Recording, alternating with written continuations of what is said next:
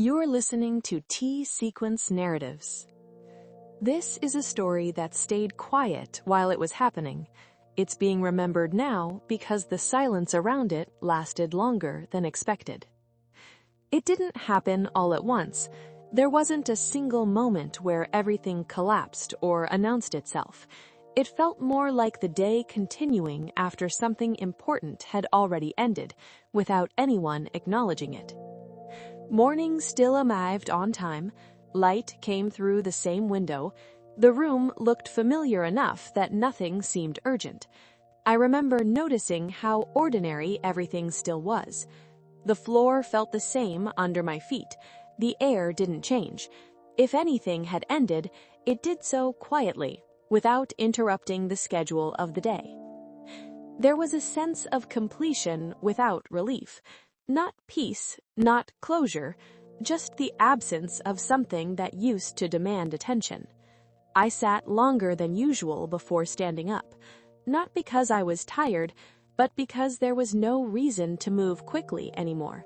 The urgency that once shaped my mornings wasn't there. The clock kept doing its job. Minutes passed without asking anything of me. Time felt less like a direction and more like a surface I was resting on. At some point, I realized I wasn't waiting for anything. No message, no update, no explanation. That realization didn't arrive with emotion. It came like a fact you notice while doing something else. I still went through the motions. Coffee poured, water ran, doors opened and closed. Outside, people moved with purpose. Cars stopped and started. Someone laughed nearby, briefly, without context. None of it felt wrong. It just didn't feel connected to me anymore. There had been a time when everything felt unfinished, when the days were built around anticipation, when silence meant something was coming next. This silence was different. It didn't lean forward, it stayed where it was. I remember checking my phone out of habit, not expectation. The screen lit up. Nothing had changed. I put it down again, face down this time, as if that would help it understand. The hours moved in a straight line, not fast, not slow, just evenly. By midday, the thoughts settled in more clearly, not as a conclusion, but as a condition. This was what it felt like after the ending, not during it. There was no moment to point to, no final conversation replaying itself, no dramatic pause. Whatever had finished had done so earlier, unnoticed, while I was still participating. That was the part that stayed with me, the idea that I didn't recognize the ending until everything after it had already begun. I walked for a while without choosing a destination. The movement felt optional, like something I could stop at any time without consequence. Stores looked the same, windows reflected me back without comment. I kept walking anyway. At a crosswalk, I waited even though there were no cars.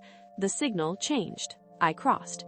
I remember thinking how rules continue even when the reason for following them fades. There was a bench that caught my attention. I sat down without checking the time. The bench was slightly cold. I noticed that detail more than usual. Around me, life continued in fragments, footsteps, voices passing through the air without stopping. No one seemed to notice that something had ended, and there was no reason they should. It wasn't their ending. I thought about how much energy had once gone into keeping things going, how effort had been mistaken for progress, how motion had been confused with direction. Now there was less to maintain, less to adjust, less to explain. The quiet wasn't dramatic. It wasn't peaceful either. It was functional. I stood up eventually, not because I was ready, but because sitting no longer felt necessary. Back inside, the rooms looked slightly different, though nothing had moved. Space felt wider. Sound felt farther away. I noticed the absence of checking in, of measuring reactions, of preparing responses in advance. There was nothing to prepare for. In the afternoon, light shifted across the walls. Shadows moved slowly, without asking permission. I watched them for longer than usual. There was time. Memory didn't rush in, it stayed distant, like something stored on another floor. When it did surface, it came without urgency. Scenes appeared without instruction. Moments that once felt unfinished now felt complete simply because they weren't returning. There was no desire to resolve them. They had stopped asking to be revisited. Evening arrived without ceremony. The sky changed color. The day ended the way it always had. I realized I hadn't told anyone how the day felt. Not because I was hiding it, but because there was nothing to report. Nothing had happened. And yet something had ended.